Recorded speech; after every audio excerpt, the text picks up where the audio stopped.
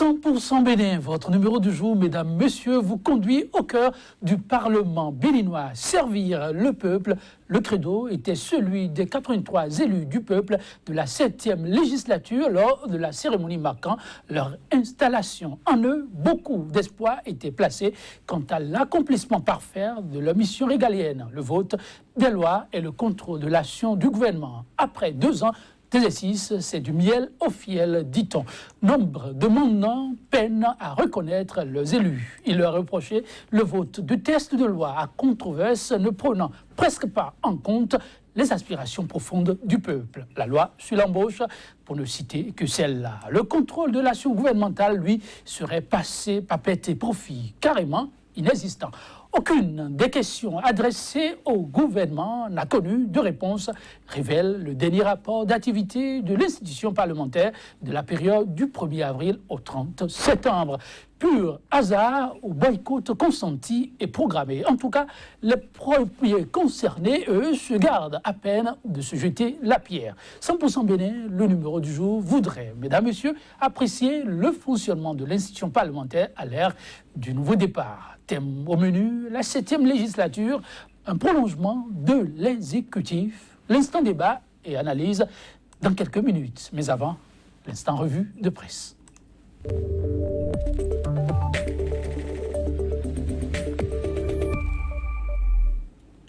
L'actualité vue par la une des journaux, c'est avec Kodovi Amenstonou qui est déjà installé. Kodovi Amenstonou, bonjour. Bonjour à vous, Joël Yetonji. Bonjour également à nos amis téléspectateurs. L'actualité n'aura pas fondamentalement évolué. RAVIP, grève au niveau du secteur de la santé.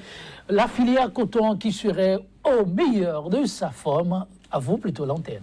Merci à vous, Joël Yetonji. C'est vrai, on n'a pas beaucoup de canards ce matin, mais le peu que nous avons, effectivement, fait état de ce que vous avez cité en grand titre.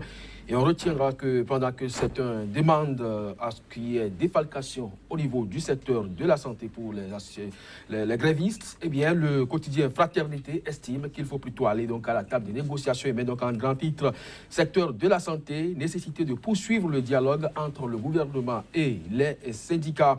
Mais dossier 280 millions de francs CFA de TVA non reversés.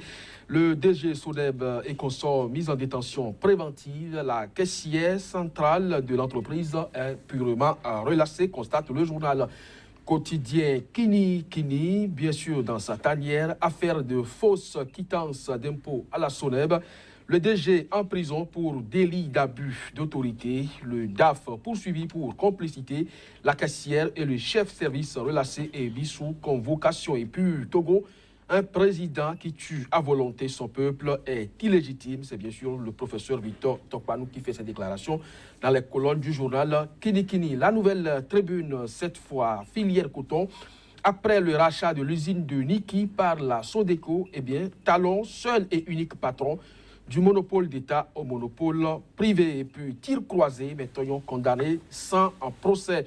Le confrère de la matinée, parlant toujours de procès, message de Sébastien Germain Ajavon, 1 an après sa garde à vue, j'ai porté plainte contre INS afin que les auteurs soient retrouvés. Au Bénin, politique révélée, l'opposition indésirable et puis recensement administratif à vocation d'identification de la population. Quand les tablettes de Safran bloquent le processus par endroit, 45 milliards de francs CFA pour raviper à bon port ou pour chavirer. Quotidien Matin Libre. Grève dans le secteur santé, le gouvernement brandit la menace de la défalcation. Et puis gestion des affaires domaniales à Sémé, Audi, Roffort et le scandale de 3%. Rachat de MCI par la Sodeco, Rodriguez vaincu par la ruse et la rage. Et puis supposée fausse quittance d'impôt à la Soneb, David Babalola déposé en prison, Joël Yetonji.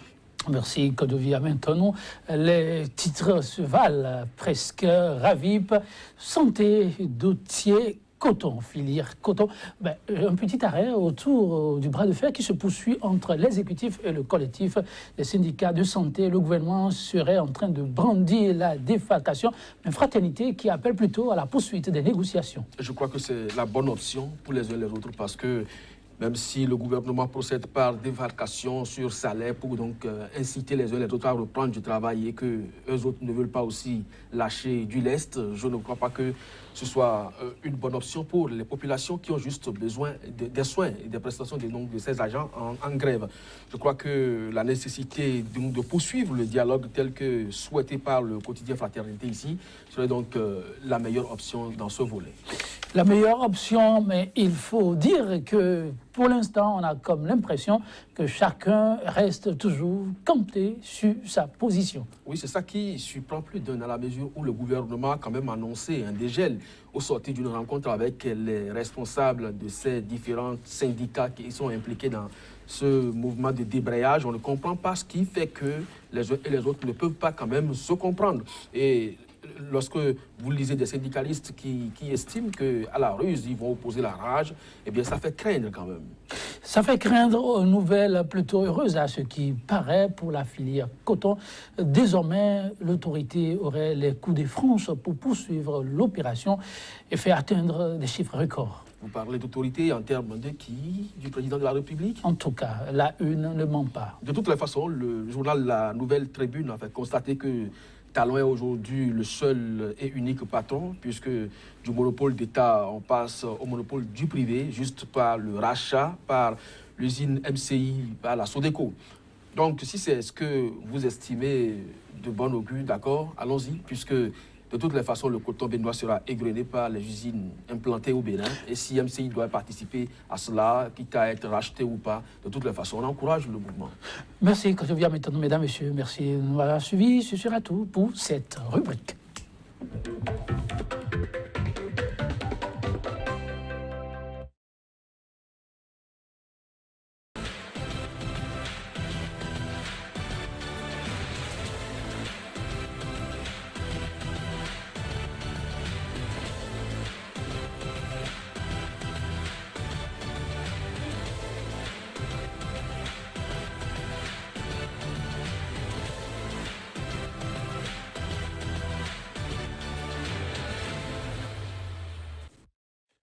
« 100% Bénin », votre numéro du jour, mesdames, messieurs, vous conduit au cœur du Parlement béninois.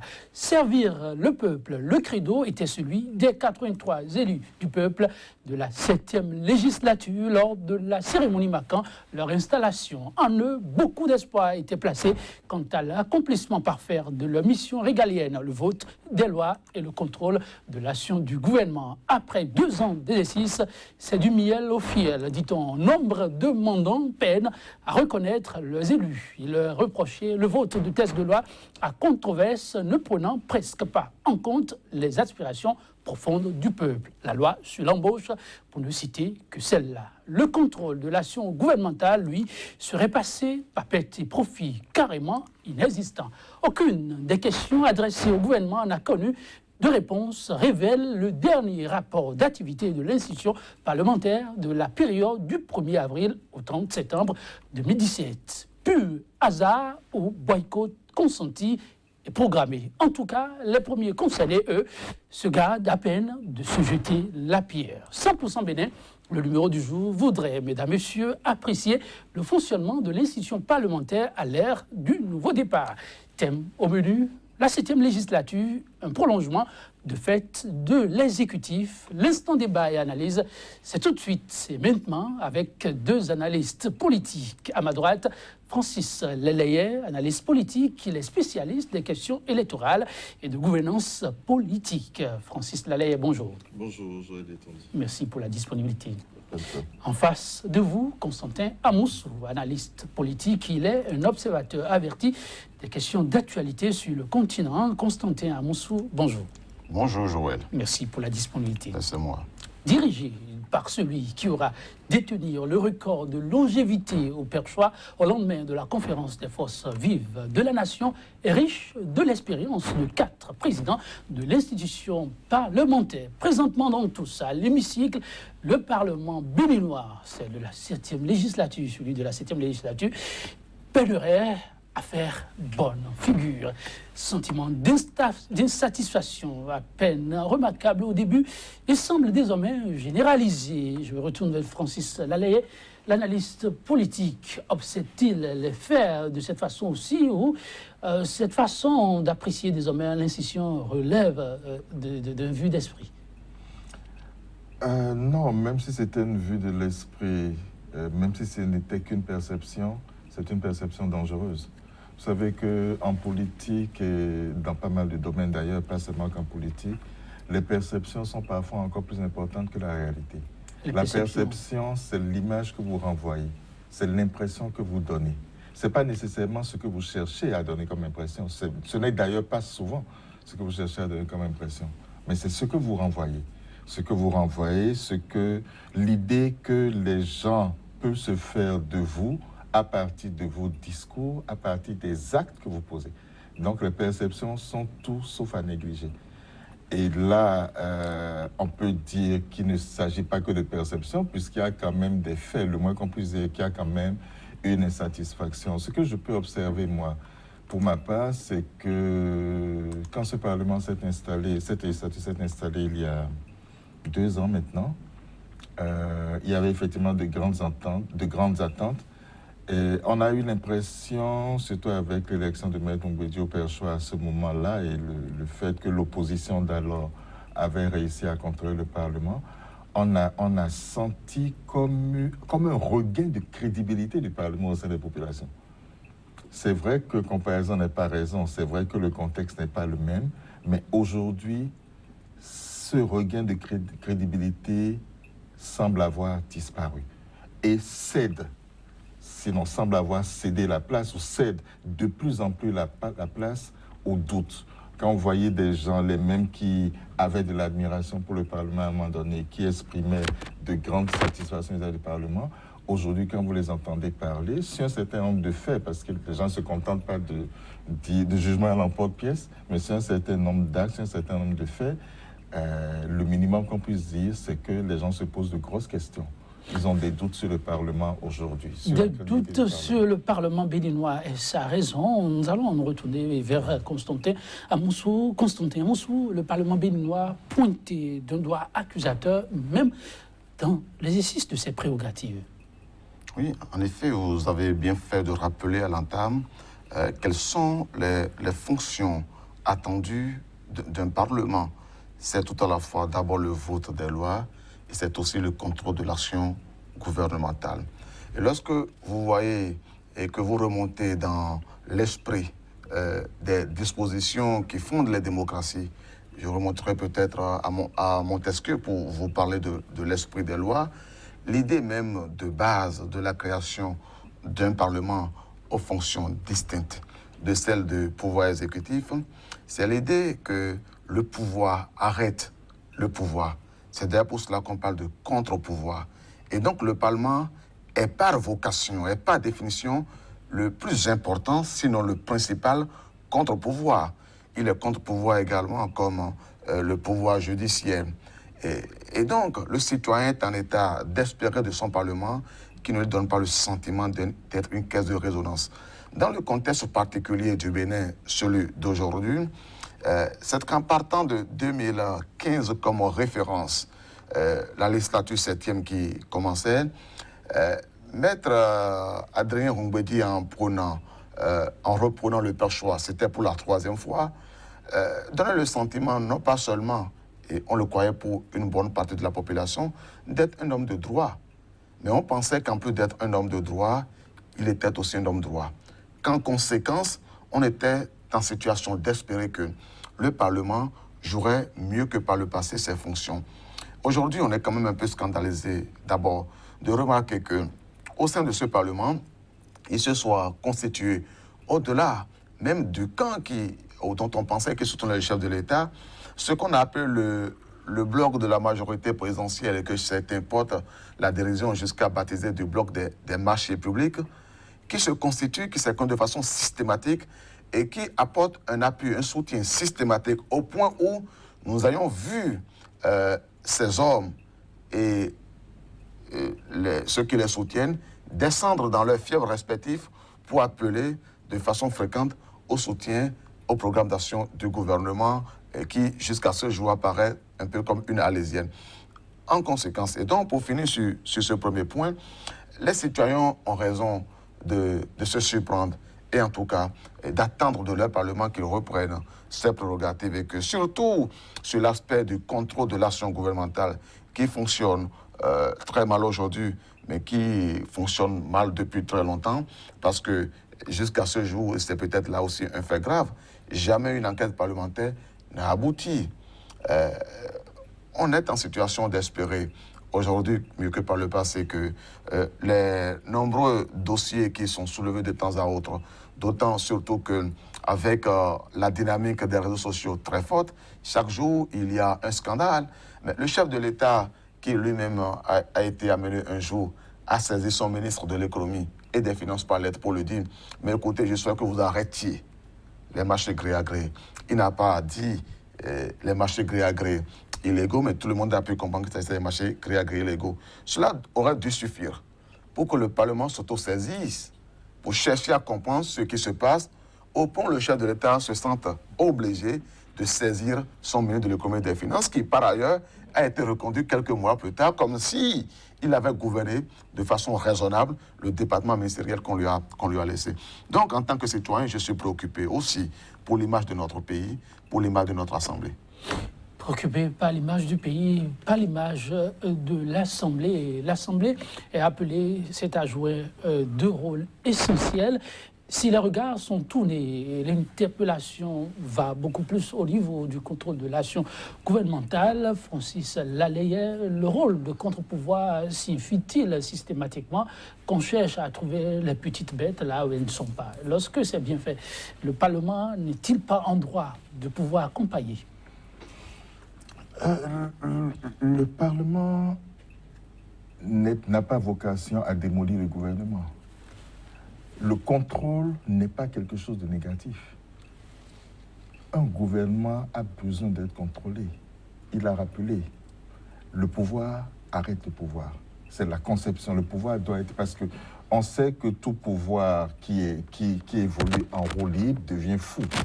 Il fait ce qu'il veut, il broie tout le monde sur son passage. Donc, la conception de la démocratie, c'est ça, que le pouvoir puisse arrêter le pouvoir. Donc, le problème n'est pas... Le Parlement n'a pas vocation à démolir l'action du gouvernement.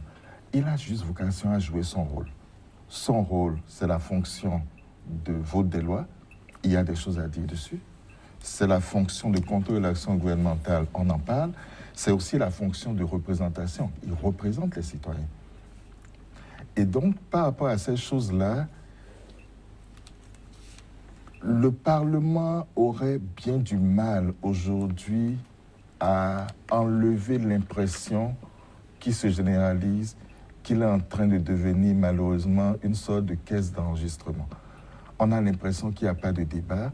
On a l'impression, par rapport au contrôle de l'action gouvernementale, c'est un peu comme si le Parlement ou les principaux acteurs du Parlement avaient du mal à trouver un équilibre entre leur soutien affiché au gouvernement et la volonté de jouer leur rôle de parlementaire. Et le sentiment qu'on a, c'est qu'ils sacrifient leur rôle, leur vocation naturelle à contrôler l'action gouvernementale, l'action du gouvernement, qu'ils sacrifient ce rôle-là, justement, sur l'autel du soutien à la majorité présidentielle. On peut très bien soutenir, je pense que la meilleure façon de soutenir un gouvernement, ce n'est pas justement de lui signer un chèque en blanc ou bien de valider systématiquement tout ce qui vient du gouvernement. Parce que justement, fonction de représentation oblige, le Parlement n'est pas là pour lui-même. Il représente des citoyens. Il a reçu mandat des citoyens pour représenter leurs intérêts, pour s'assurer que leurs intérêts sont toujours au cœur de tout ce qui est lorsqu'on entrepris. dit que le Parlement a du mal à jouer son rôle de contrôle de l'action gouvernementale, est-ce qu'il y a des données quand même qui militent en faveur de cette thèse? On verra pour les données. Pour le moment, on n'en a pas beaucoup, mais on verra pour les données. Ça va être le nombre les trucs classiques, le nombre de questions orales, le nombre de questions écrites qui ont pu être posées, mais aussi, pas seulement le nombre de questions qui ont pu être posées, combien de questions ont été traitées avant de parler de l'aboutissement, mais au moins combien de questions ont reçu une suite, combien de questions ont pu être traitées. Régulièrement, pour chaque législature, il y a des statistiques qui sortent au bout d'un certain temps, je pense qu'elles sont annuelles et finalement qu'elles se font également au niveau de toute la durée de la législature. Où on peut, et si on a ces chiffres-là, on peut faire des comparaisons. Effectivement, ça peut permettre d'étayer, ça peut permettre de nuancer. Mais comme je vous dis, il y a quand même ce malaise actuellement dans la perception que renvoie le Parlement de lui-même. Oui, si le Parlement, par ses agissements, renvoie ces images, il y a des données qui offusquent même les parlementaires. Lors du vote du rapport d'activité, le dernier, les députés se sont surpris de constater que plus d'une fois interpellés, les membres de l'exécutif n'ont pu honorer de leur présence les séances plénières. Est-ce la faute aux parlementaires ou à l'exécutif? Aux deux. Aux deux. C'est la faute à l'exécutif parce qu'il est obligé, et la Commission va jusqu'à prévoir j'allais dire des mesures coercitives entre guillemets pour sanctionner ce genre de choses. Il est obligé de répondre. Il n'a pas le choix, c'est pas laissé à son bon plaisir. Il a l'obligation de répondre. Et c'est la faute du Parlement parce que si le gouvernement, au bout d'un certain nombre d'initiatives du genre du Parlement ne répond pas, le Parlement, il y a des mesures qu'il doit prendre à ce moment-là. Et s'il ne fait pas ça, c'est pourquoi je disais tout à l'heure qu'il y a vraiment cette impression que, quand j'analyse ça à un niveau politique, manifestement, les principaux acteurs du Parlement, ceux qui sont majoritaires au Parlement aujourd'hui, ont du mal à trouver un équilibre entre l'exercice normal de leurs fonctions, l'exercice de leurs fonctions, de leur mission constitutionnelle et le soutien affiché à l'action du gouvernement. Et encore une fois, je le dis, on a vraiment le sentiment qu'on a sacrifié le premier point, donc l'exercice des fonctions, au soutien à l'action du gouvernement. Donc, on a vu des parlements moins conciliants pour ça. On a vu des parlements beaucoup moins conciliants sur cette histoire de ministres qui ne viennent pas, de gouvernement qui ne répond pas. On a vu des législatures dans ce pays où les parlementaires, passez-moi l'expression, rouillaient déjà dans les brancards. Ce n'est pas la première fois, en réalité, qu'on voit, on a vu souvent une majorité parlementaire qui soutient l'action du gouvernement. Mais c'est peut-être la première fois qu'on a à ce point l'impression d'une impuissance du Parlement à arrêter le pouvoir de l'exécutif. Alors, impuissance, complicité, passivité, c'est probablement un cocktail de tout ça. Probablement un cocktail de tout ça, Constantin Monceau. À l'analyse, le Parlement n'est-il pas plutôt pris dans l'étau, pris au dépourvu, pour faire plus simple? Oui, mais pour mieux comprendre comment ces choses fonctionnent, peut-être sera-t-on appelé à s'interroger sur le profil des personnes qui aujourd'hui sont assises au sein du Parlement. Parce que c'est en regardant leur profil qu'on pourrait comprendre leur posture. Et si vous observez très bien, de plus en plus, depuis quelques législatures, et encore à celle qui est là actuellement, une bonne partie des représentants de notre peuple au sein du Parlement est constituée par des hommes d'affaires, donc des commerçants. Et la logique marchande par référence, c'est la logique du profit.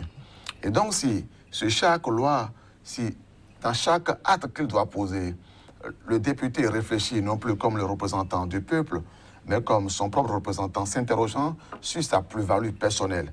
Quel est mon intérêt personnel en interpellant le chef de l'État?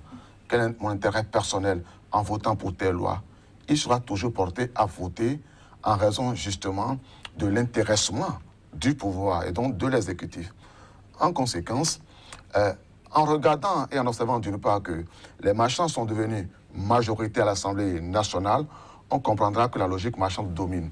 En observant par ailleurs que la catégorie des non-marchands, c'est peut-être la catégorie de ceux qui ont été à des fonctions de gouvernance, soit en tant que ministre, soit en tant que directeur général de ceci ou de cela, où on dirigeait des projets et ont les mains sales, qui se retrouvent à l'Assemblée nationale, ils portent de façon permanente, et d'ailleurs même leur arrivée à l'Assemblée nationale est portée par la volonté de se réfugier, donc de se prémunir contre d'éventuelles poursuites judiciaires. Ce ressentiment, cette volonté de protection est permanente parce que, se dit-on, même au sein du Parlement, si le chef de l'État s'avisait de me faire poursuivre, peut-être obtiendrait-il des députés et peut-être aurait-il le soutien de la population parce que j'ai posé un acte, peut-être ai-je fait détourner l'argent destiné à apporter de l'eau à la population. Et donc, j'ai finalement, devrais-je penser, plus d'intérêt à soutenir celui qui me protégerait contre d'éventuelles poursuites.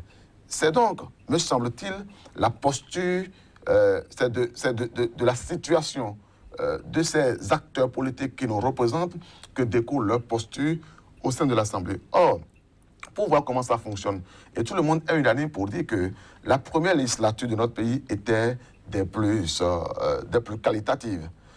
Parce qu'on a vu de vaillants citoyens mener, alors mais vraiment de façon terrible, la guerre sur les idées et donner du fil à retordre au président de la République d'alors, Nicéphore Dieudonné Soglo.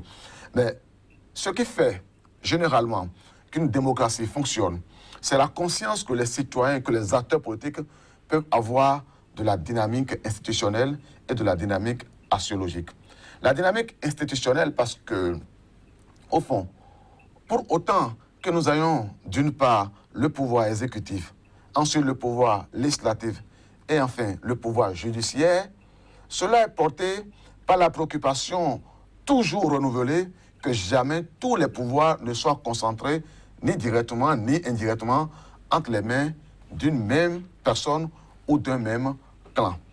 Quand cette dynamique-là est respectée de façon faciale, de façon perceptible, visible, enfin de façon physique, il reste que cela se traduise dans l'opérationnel par la dynamique axiologique. C'est-à-dire que même dans l'hypothèse où le chef de l'État, le parti au pouvoir, arrive à contrôler l'Assemblée nationale, ce qui peut déterminer que le citoyen juge, que le citoyen député de la République se sente dans sa fonction, c'est sa capacité à interroger sa conscience devant chaque loi qu'on lui soumet, devant chaque acte qu'on l'appelle à poser, devant chaque agissement du gouvernement.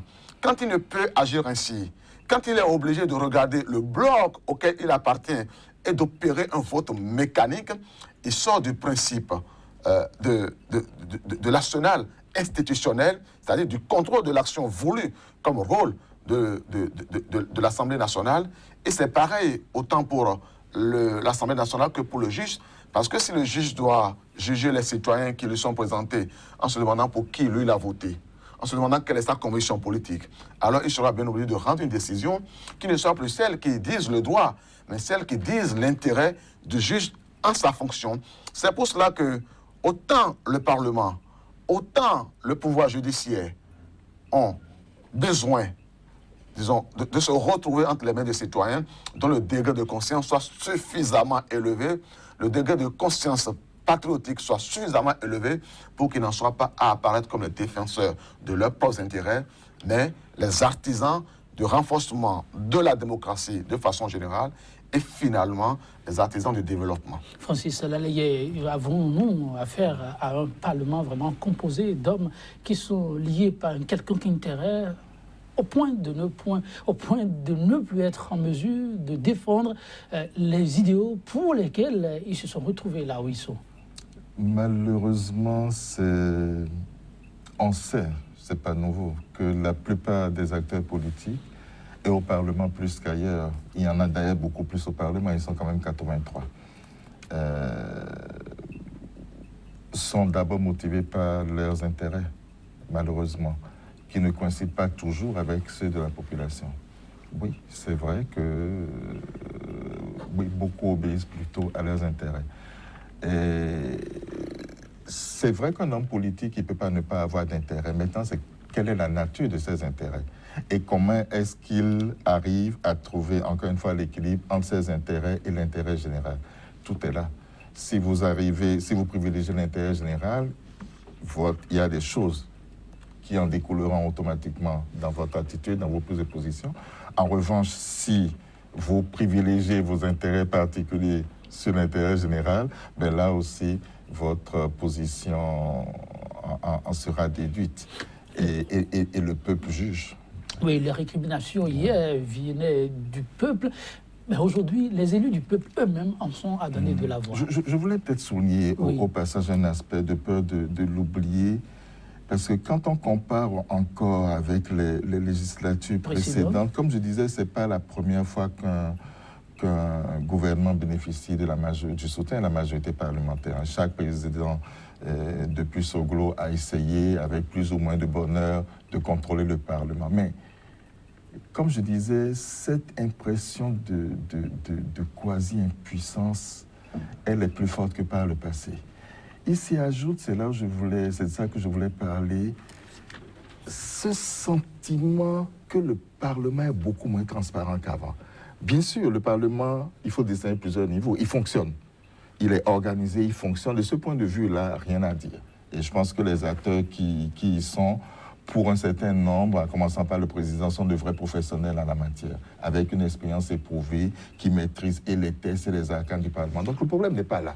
Le problème n'est pas au niveau du fonctionnement tel qu'on le voit. C'est une institution qui fonctionne. Le problème se situe au niveau de la qualité. Qu'est-ce que ça donne?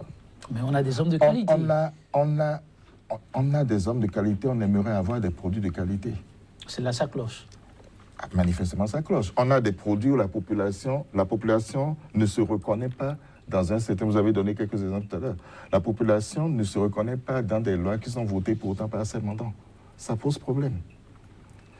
La façon même dont les lois sont prises, parce qu'on a l'impression, moi j'observe que plus que ça n'a jamais été le cas dans l'histoire politique récente de notre pays, on a le sentiment que des lois sont préparées en catimini. Au moment où vous les découvrez, elles sont déjà promulguées. Ou alors, c'est qu'elles ont été retoquées par la Cour constitutionnelle. Et je ne sais pas si on a eu autant de lois pour un Parlement qui ont posé problème au sein de la population. On a toute une série de lois que les gens étaient surpris de découvrir, qu'on a tous été surpris de découvrir, et en plus où, quand on lit les lois, on se dit, ah mais voilà, c'est sûrement pour ça que ça a été fait en catimini. Et ça pose problème. Ça pose problème. Donc, on a le sentiment que c'est la première fois que le Parlement atteint un si bas niveau de transparence. J'ai vraiment le sentiment que le Parlement a perdu en transparence. On a l'impression, vu de loin, d'une espèce de boîte noire où on concorde des choses. Il ne faut surtout pas que les gens sachent, comme si on ne voulait pas qu'il y ait des débats dessus. Et c'est seulement quand c'est tout cuit que ça apparaît qu'on découvre les choses. Ça pose problème aussi. Un sentiment partagé, constaté avant que vous ne reveniez sur la question? Ah oui, c'est d'autant vrai, c'est d'autant fort que même pour la loi la plus importante de la République, le socle, le pilier de la République, vous vous souviendrez que le ministre en charge des réformes, M. Joseph Diaboune, pour ne pas le nommer, est apparu un jour du mois de mars, après la première moitié du mois de mars, et a martelé très fortement que le mois de mars est le mois de la révision de la Constitution. C'est-à-dire qu'on pouvait en déduire qu'il soutenait fortement qu'en moins de 2 semaines, l'affaire de révision de la Constitution va être réglée. Ça ne signifie pas que des choses ont été cuisinées. Oui, mais ce que nous avions vu, parce que c'est le même qui avait pu laisser entendre du temps où il était de la société civile ou encore d'alternatives citoyennes, parti né un peu de la société civile, en était à dire que même si l'on n'avait qu'à changer une seule virgule de la Constitution, il faut faire un débat public partout, dans les universités, dans les écoles. Et à l'appui de son idée que le mois de mars, dont il ne restait que 2 semaines, était celui de la révision de la Constitution, il a même ajouté, nous n'avons aucune crainte en ce qui concerne l'Assemblée nationale.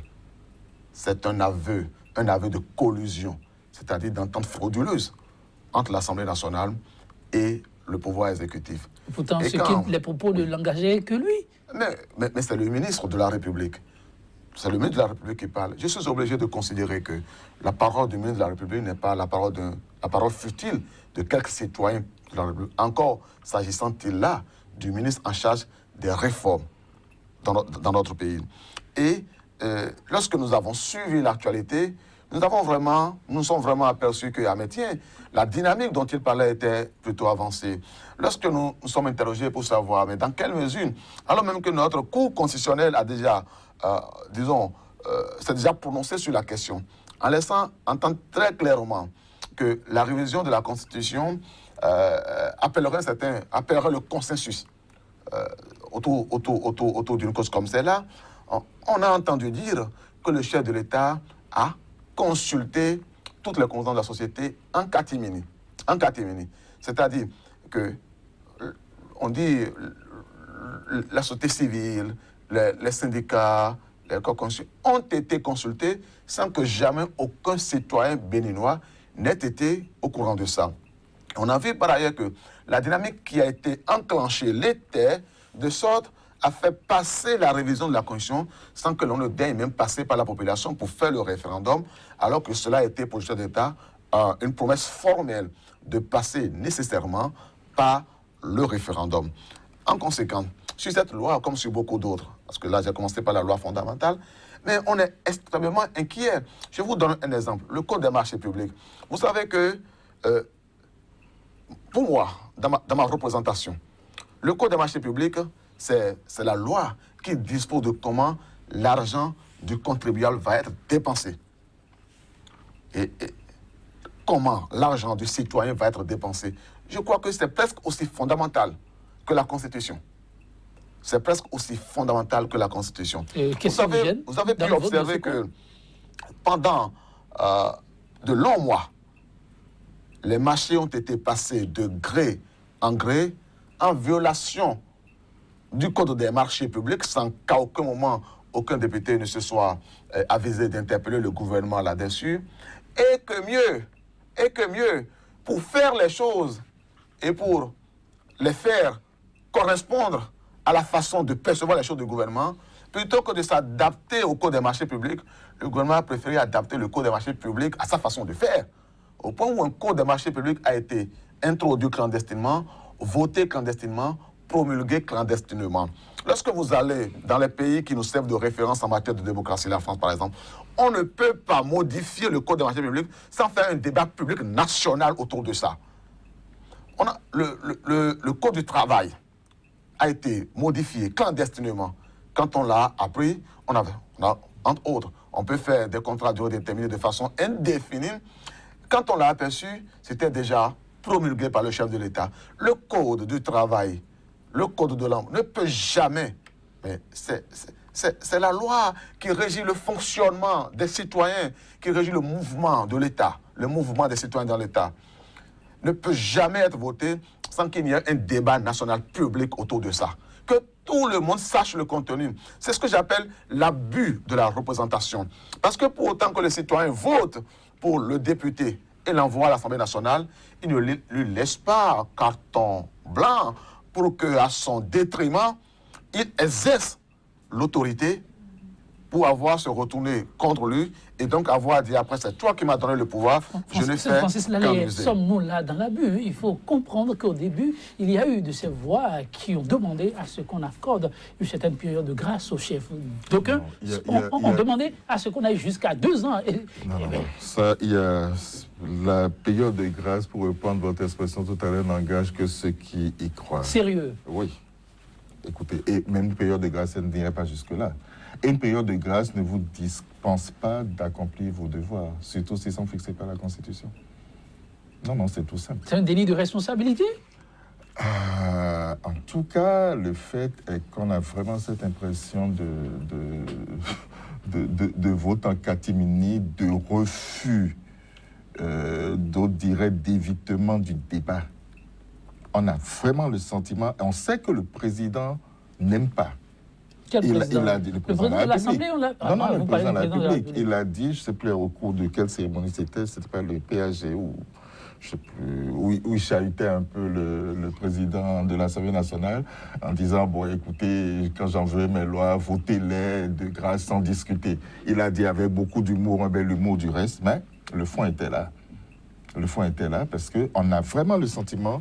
Si on évite que les débats soient vraiment publics, si on évite que les questions soient connues, si on évite que tout le monde sache ce qui est en train d'être discuté, ce qui est en train d'être voté au Parlement, c'est bien parce qu'on ne veut pas on préfère éviter des sons de cloche différents, on préfère que les choses passent exactement telles qu'elles ont été prévues, en se disant de toutes les façons, une fois que les gens constateront, contents ou pas contents, ça sera déjà fait. Donc c'est comme une espèce de politique du fait accompli aussi. Politique du fait accompli, mais quand on se rappelle un peu le travail que l'actuel président de l'institution a eu à battre par le passé, quand on connaît aussi les principes qui fondent le travail et la vision de l'homme, ça paraît quand même étonnant.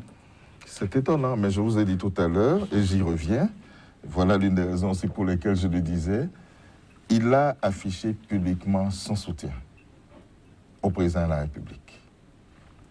Il a récemment conforté encore ce soutien en parlant également de tout faire pour la réussite du péage, etc. Mais ce que je veux dire, l'homme politique est peut-être en conflit avec l'homme public, c'est-à-dire le chef de parti politique est peut-être en conflit avec l'homme public. Ce que j'appelle l'homme public ici, c'est l'homme d'État, c'est le président d'une institution comme l'Assemblée nationale. Et je disais tantôt, je le répète, pardon, mon sentiment est qu'il a du mal. Et ça, c'est dans le meilleur des cas. L'autre possibilité, c'est qu'il est carrément abdiqué. Pourquoi abdiquer? Non, abdiquer en disant, de toutes les façons, je privilégie mon soutien à l'action du chef de l'État. C'est ça qui m'intéresse, point barre. Ça serait abdiquer devant ses responsabilités au sein du Parlement. Donc, j'ai vraiment pour ma part... de l'homme politique face à un électorat. C'est lui qui a dit, en d'autres temps, que les engagements, que les promesses n'engagent que ceux qui y croient. C'est parce que vous en parlez que vous me rappelez cette réplique-là. Il a dit à un moment donné, mais comme je dis, c'était en d'autres temps et en d'autres contextes. Mais ce que je veux dire, c'est qu'il y a, encore une fois, ce sentiment qu'on a du mal, pas seulement lui, au niveau de la majorité parlementaire aussi, au niveau d'un certain nombre des acteurs clés du Parlement, on a le sentiment qu'ils ont du mal à trouver l'équilibre entre l'exercice de leur mission constitutionnelle dans les règles de l'art, pur et dur, et le soutien affiché à l'un. Un peu comme s'ils ne voulaient pas, on peut les comprendre, que l'exercice de ces missions parlementaires, constitutionnelles, donne l'impression au président de la République qui est soutenu d'une action allant contre ses intérêts à lui. Voilà. Et ça, c'est la première fois, je pense, que ça atteint un niveau aussi fort. On l'a vu sous d'autres législatures, avec des présidents peut-être qui n'aimaient pas beaucoup que ça traîne, qui n'aimaient pas beaucoup qu'il y ait trop de débats et tout. Et pourtant, on a vu le Parlement, bon an, mal an, arriver quand même à jouer son rôle. Mais la situation d'aujourd'hui me paraît vraiment nouvelle et nettement en retrait par rapport aux situations vécues par les législatures précédentes. Une situation nouvelle, mais aussi critique. Constantin Amoussou, hier, si ce sont rien que les élus, pas les élus, mais leurs mandants qui ont donné de la voix à travers plusieurs creusets dans les centrales syndicales pour appeler à ce qu'il y ait un peu plus de retenue par rapport au vote d'un certain nombre de textes de loi, mais aussi par rapport au vécu des populations, par rapport à un certain nombre de dossiers qui défraient la chronique. Désormais, ce sont les élus du peuple eux-mêmes qui donnent de la voix, demandant au président de revoir un certain nombre de paradigmes qui fondent le déroulement même des pratiques au sein de l'hémicycle. On peut espérer un jour nouveau? Non, il faut déjà voir quels sont ces élus qui portent ce débat. Parce que parfois, les gens sont dans des postures circonstancielles. Parmi ceux qui, aujourd'hui, portent le message du bien, le message des principes, le message du rappel des règles, si vous cherchez, vous entourerez qui hier étaient peut-être dans les postures semblables à ceux qui leur rétorquent aujourd'hui, parce qu'ils étaient dans l'appareil du pouvoir et qu'ils étaient peut-être la bouche accrochée aux mamelles de la République. C'est pourquoi je dis que, pour reprendre une expression et d'un ouvrage d'un compatriote que j'aime bien citer, M. Adam Roumet et Taj Kofi Roger, il faut rentrer dans vraiment ce qu'on pourrait la dynamique de l'utopie des inventions démocratiques. L'utopie entendue, non pas comme l'impossibilité, mais l'idéal moral vers lequel sont tournés tout ce qui a été inventé pour la démocratie. Tout ce qui a été inventé pour la démocratie. C'est possible d'aller encore vers l'idéal moral aujourd'hui? D'abord, c'est vrai que, objectivement, parce qu'on est humain, il faut regarder, il faut partir de la présomption pessimiste, d'une présomption pessimiste sur la nature de l'homme. Mais c'est partant même de la présomption pessimiste sur la nature de l'homme que les institutions ont été créées comme des régulateurs de la vie politique, de la vie en société. Mais lorsque le citoyen qui se trouve dans la posture du régulateur oublie son rôle de régulateur parce qu'alors il a préféré porter des intérêts plutôt que la cause pour laquelle il se retrouve, la cause qu'on est en situation d'attente de lui, pour l'appareil au sein de laquelle il siège, on doit s'interroger sur le modèle politique dans lequel nous sommes. Est-ce que nous sommes toujours en démocratie? En réalité, on peut à la décharge des députés de notre pays trouver une excuse. Laquelle? C'est que le président de la République en exercice était, vous vous rappelez, l'un des plus proches amis de l'ancien chef de l'État. Et vous vous rappelez que lorsque leurs intérêts ont été en conflit, il a été capable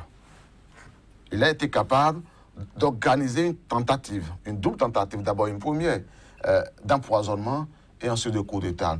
Pour maintenir, parce que là, je n'exprime pas une opinion, mais je me réfère au contenu des décisions de justice même qui ont été rendues et de livres témoins du juge Angelo Oussou qui a instruit le dossier. Pour rappeler que très clairement, tous les faits qui ont été portés contre le chef de l'État, enfin l'actuel, donc en ce moment en disgrâce avec le chef de l'État, et donc tous les faits qui ont été portés à son encontre étaient fondés. C'est quoi le lien avec l'Assemblée? Non, lorsque donc le député veut rentrer en conflit avec quelqu'un qui, même en n'étant pas président de la République, était si puissant qu'il a été capable de mettre en difficulté le chef de l'État et qu'il a été capable de vouloir à la fois l'empoisonner, mais après cela, détruire systématiquement toutes les personnes qui ont été donc démolies, détruites, donc enfin, fait tuer toutes les personnes qui étaient impliquées dans le procès. C'est ce qui c'est contenu dans le dossier et c'est contenu dans le témoignage du juge très clairement comment ça a été contesté. Et donc, quand vous savez que cette personne est capable à ce point de faire du mal, vous pouvez vous dire que ça ne vaut pas la peine de l'affronter.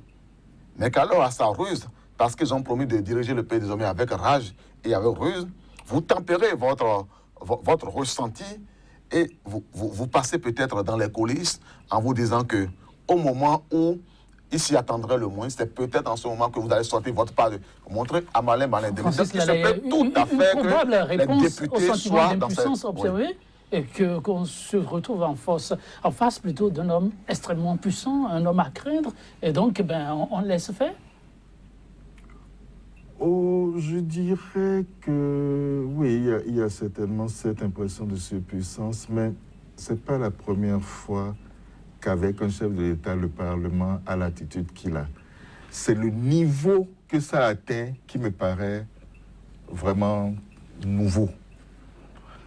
Et moi, je n'irai pas aussi loin, mais je constate simplement que, en fait, la classe politique s'est un peu piégée, mais ça, c'est vieux, c'est depuis la présidentielle, oui. Où celui qui était pendant longtemps le principal bailleur de fonds de la plupart des acteurs politiques, la plupart des partis politiques, à un moment donné, dit maintenant, j'en ai marre de jouer au bailleur de fonds, j'y vais moi-même. Et à partir de ce moment-là, les autres ont été piégés. Ça, c'est un vieux débat, je pense. Donc, oui, donc, là où je suis d'accord, c'est qu'effectivement, ça fragilise davantage. Ça fragilise davantage les gens qu'il a en face de lui, les acteurs qu'il a en face de lui, parce que vous avez quelqu'un qui détient à la fois le pouvoir financier et maintenant le pouvoir d'État. Alors, le pouvoir financier, c'est énorme. Le pouvoir d'État, c'est encore plus énorme. Et vous avez, quand quelqu'un concentre les deux, effectivement, il est plus redoutable. Encore 2 ans et par ce les Parlement va devoir rendre compte à la base, quitte à la base, de décider du renouvellement ou non du siège à certains. Sur ce plan-là, je Oui. pense aussi qu'un élément important qui ne rend pas optimiste sur l'attitude du Parlement dans les prochains mois, Lequel? c'est l'approche des échéances électorales. Parce que on est, et ça c'est un classique, encore une fois, qui est probablement renforcé par les éléments du contexte spécifique dont on parlait tantôt. Mais le classique, c'est quoi? Le classique, c'est que quand vous avez un président de la République qui a une majorité parlementaire, qui contrôle le pouvoir et dont on pense souvent à raison qu'il fera un score correct pendant les élections, les gens se bagarrent pour être sur sa liste. Et là, vous avez tout. Vous avez ceux qui se bagarrent par conviction. Vous avez ceux qui se bagarrent, non pas par conviction, mais parce qu'ils n'ont pas le choix, parce qu'ils ont des intérêts à préserver, parce qu'ils veulent éviter de se retrouver sous le coup de la justice, etc., etc., etc. Donc, vous avez tout un conglomérat de gens, d'acteurs, qui se mettent sous sa coupe. Dans ce jeu de calcul-là, l'expérience a déjà prouvé par le passé que chaque fois qu'on s'est retrouvé dans des logiques de calcul comparables, malheureusement, le Parlement a un peu mis en veilleuse. Le sentiment Voilà. d'insatisfaction risque d'aller crescendo? Je ne pense pas que le contexte va être favorable à ce que cette dynamique-là, cette courbe-là s'inverse dans les prochains mois. En revanche, une fois que ces élections-là seront passées, en fonction aussi du nouveau contexte qu'il y aura, il y a des chances que, ou même peut-être avant, ceux qui... Vous savez, c'est ça le problème. Quand c'est très clientéliste, quand les gens agissent simplement sur la base de leur propre calcul, de leurs intérêts... Francis Layer nous informe que c'est fini complètement. Alors, Déjà. oui, Constantin Amonsou, vous n'avez plus que 30 secondes. Ok, je finirai en disant et en rappelant une formule révolutionnaire, à savoir que la révolution se produit quand ceux d'en haut n'en peuvent plus et ceux d'en bas n'en peuvent plus. Donc les citoyens, enfin, que nos élus se rappellent qu'ils sont d'abord en mission pour les citoyens et qu'en son temps de leur... Mesdames, Messieurs, ce de sera pouvoir. sur cette fameuse citation que je vais devoir clôturer. Le temps est complètement parti. La mienne, la citation du jour, je vous en fais grâce. On se retrouve demain pour un autre plateau avec la même disponibilité. Merci une fois encore d'avoir été des nôtres. À très vite.